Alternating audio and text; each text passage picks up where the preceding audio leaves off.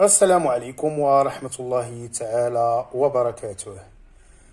كل شيء شاف هاد الفيديو اللي دار واحد الضجة كبيرة، اللي كيتعلق بهاد جوج ديال المغاربة اللي قطعوا واحد المسافة طويلة وجاو حتى للرباط باش قال لك اسيدي يقدموا الشاي المغربي والحلويات للجماهير الجزائرية. واش كاع هذا حنان فيكم؟ منين بغيتوا تقدموا هاد الشيء للجماهير اللي حاضره في الكان؟ واش ما بانت لكم غير الجماهير ديال الجزائر؟ ما كاينش جماهير ديال منتخبات اخرى حتى هما ديروا لهم نفس المبادره ولا ديروها معاهم؟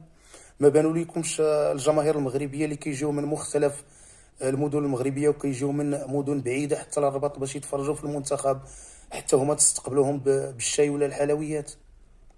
نتوما هاد الشيء ما لقيتو ما ديروه غير مع هاد بني كرغل، مع هاد القوم ديال عشرة عقل اللي كيقيلوا نهار وما طال كيسبوا في كل ما يتعلق بالمغرب، كيسبوه، ما كيخليو ما كيقولوا، كيسبوا اي حاجه عندها علاقه بالمغرب، كيسبوها.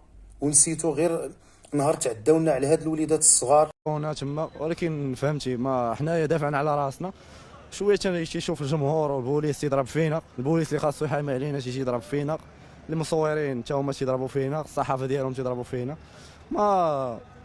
ما توقعناش يكون داك الصحافه حتى هو يضرب فينا والبوليس يضرب فينا، حيت البوليس خصو يجي يحامي علينا، ماشي خصو يجي يضرب فينا. اللي مشاو فقط باش يشاركوا في دوري تما في الجزائر وتعداو عليهم بالجمهور ديالهم، باللاعبين ديالهم، بالبوليس اللي من المفترض يحميهم حتى هو ضربهم وتكرفصوا عليهم.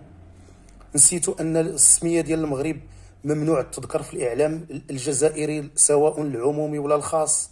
نسيتوا انهم كيحاولوا ما امكن باش يشوهوا السمعه ديال هذا كاس افريقيا وما تنجحش في المغرب وما كيخليو ما يقولوا. نسيتوا انهم حتى العالم المغربي اللي ممنوع انه يترفع في الجزائر. نسيتوا اي حاجه وجايين دابا كتستقبلوهم بالشاي والحلويات ومكملينها ومجملينها داخلين تشجعوهم حتى في الملعب.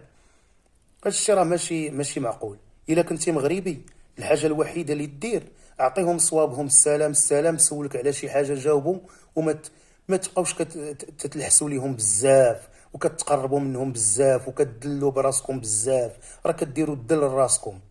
ولا كنتوا غادي تعاملوا مع جميع الجماهير الافريقيه بنفس المعامله وبدون استثناء، ماشي غاديين عند هادو اللي للاسف ما كيخليو ما تيقولوا فينا، راه ما تيحملوكمش المغاربه، راه ما تيبغيوكمش، راه التالي فيهم ما كيخلي ما كيقول علينا، وما كرهوش اننا ما نبقاوش على وجه الارض كاع، وما كرهوش اننا توقع لينا اي حاجه سيئه توقع لينا. هاد القوم هادو انا اللي نصح المغاربه الحرار ما تتعاملوش معاهم وما تشجعوهمش وما ت... ما ديروا معاهم حتى شي حاجه اللي فوق القانون.